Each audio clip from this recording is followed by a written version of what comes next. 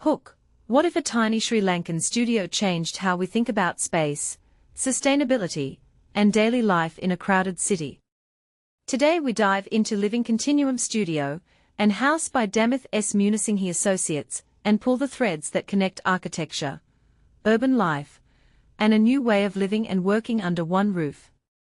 I'm your host, and what I find most compelling is how this project uses a compact site to fuse a home and a studio, turning limitations into design leverage. Personally, I think that constraint-driven design often yields the most interesting outcomes, because it forces creative choices instead of leaves them to chance. What makes this really interesting is how the project negotiates density without sacrificing light, material honesty, or the sense of a lived-in, inclusive space. In my opinion, this approach could influence future homes in rapidly urbanizing neighborhoods around the world. What many people don't realize is that this isn't just a building, it's a two-person ecosystem. The architects describe it as a place where everyday life and innovative work coexist in continuity, not deviation. If you take a step back and think about it, the idea of a working residence on a small plot with a clear architectural language can be a blueprint for mixed-use living anywhere, where work and home aren't separate rooms, but overlapping cycles of daily life. From my perspective, the site's constraints become a narrative device. The home's Malabe setting in Sri Lanka sits within a densely populated urban fabric, which means the design has to be highly responsive to climate, noise, and privacy.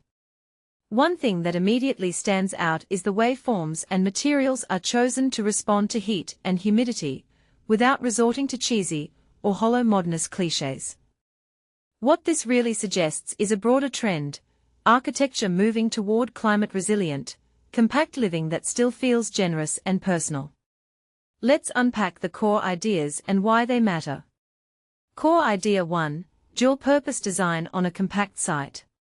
Commentary: the studio residence pairing isn't just practical, it's a statement about how professional life can be woven into domestic life without compromise.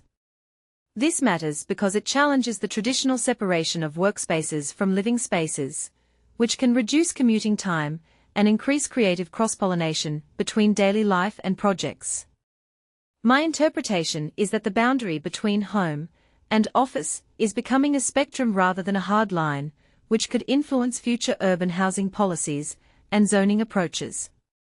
What people misunderstand is that compact doesn't mean cramped, it means deliberate, intentional planning where every square foot earns its keep. If you zoom out, this aligns with global urban trends towards smaller footprints with higher quality of life outcomes. Broader trend connection: this mirrors a shift toward hybrid work and live-work ecosystems that cities worldwide are experimenting with, especially in growing metros where land values push design creativity. Core Idea 2, Material Honesty and Climate Responsiveness. Commentary: the project leans into concrete as a primary material, but not in a brutalist or cold way. There's a warmth in how the massing, perforations, and openings are organized to facilitate natural ventilation and daylight. What this implies is that architecture can be both honest about its materials and generous in comfort.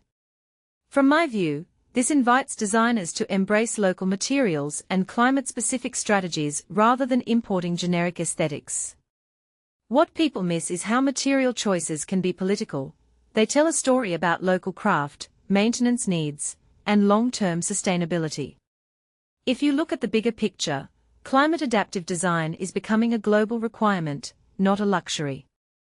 Broader trend connection: this reflects a growing movement toward climate-responsive design in tropical and subtropical cities where heat and humidity are constant variables, driving passive strategies over reliance on mechanical cooling. Core Idea 3, Continuity of Life and Work as a Design Principle. Commentary: the narrative of continuity, where daily routines and professional activities feed into each other, speaks to a humane philosophy of architecture. It's not about stacking spaces, it's about knitting experiences. This matters because it reframes the purpose of a building from a container of functions to a living system. My interpretation is that when architecture supports the rhythm of human life, it becomes more than shelter, it becomes a collaborator in creativity. From my perspective, this approach could steer future projects toward spaces that adapt to evolving personal and professional needs over time, rather than forcing users to adapt to a rigid program. Broader trend connection. The idea resonates with contemporary design thinking that favors resilience, adaptability, and user empowerment, especially in rapidly urbanizing regions where homes must support both personal growth and professional output. Deeper insight. Urban density as a catalyst for intimate architecture. Commentary. In dense neighborhoods, you often sacrifice breadth for depth. This project flips that script by carving depth from the inside out. Light, air, and a sense of openness are coaxed through thoughtful vertical planning and material choices. What this raises is a deeper question: can small, carefully designed spaces offer the same psychological payoff as larger homes? In my opinion, yes, when the design leverages height, texture, and sequence to create perceived spaciousness. This hints at a broader pattern, where inner spatial richness compensates for limited footprint, a philosophy that could redefine what luxury means in urban housing. What people misunderstand: bigger isn't always better. Proportion, light, and material tactility often beat sheer volume. Closing thought. The Living Continuum project embodies a philosophy that the best architecture isn't merely about how a building looks, but how it feels to live, work, and breathe within it. If we start treating density as an opportunity for intimate, climate-smart, and flexible living, we set a direction for cities that are both livable and productive. I'm curious to hear what you think. Would a living continuum work where you are, or does your city demand stricter separation of home and office? If you enjoyed this breakdown, drop a comment with your take on home office integration, and tell me which city you think would benefit most from this approach. And as always, consider subscribing for more creator-led analyses of how architecture shapes our everyday life.